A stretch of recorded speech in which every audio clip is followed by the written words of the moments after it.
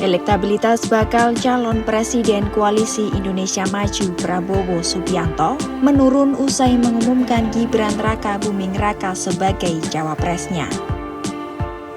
Hal itu berdasarkan hasil survei Carta Politika periode 26 hingga 31 Oktober 2023.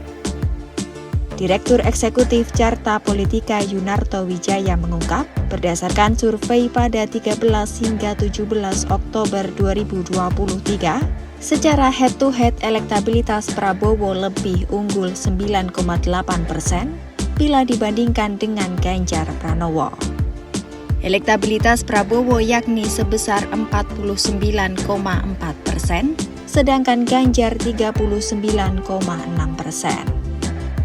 Namun dalam survei periode 26 hingga 31 Oktober 2023, atau tepatnya setelah mengumumkan Gibran sebagai cawapresnya, elektabilitas Prabowo justru menurun menjadi 44,4%. Munculnya nama Gibran sebagai cawapres Prabowo juga mengurangi segmen pendukung Anies Baswedan yang akan memberikan suaranya kepada Prabowo. Pemilih Mas Anies yang tadinya mayoritas ini memilih Pak Prabowo, ini mulai ragu. Sebagian ke Mas Ganjar tidak banyak, tetapi lebih banyak lagi ke undecided voters.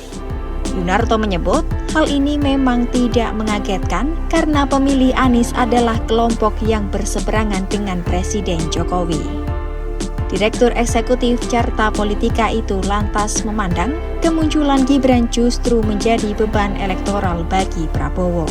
Sebab, masuknya nama Gibran justru membuat elektabilitas Prabowo menjadi turun. Pemilihan Gibran sebagai cawapres juga semakin mengikis selisih perolehan suara Prabowo yang semula unggul jauh ketimbang Ganjar.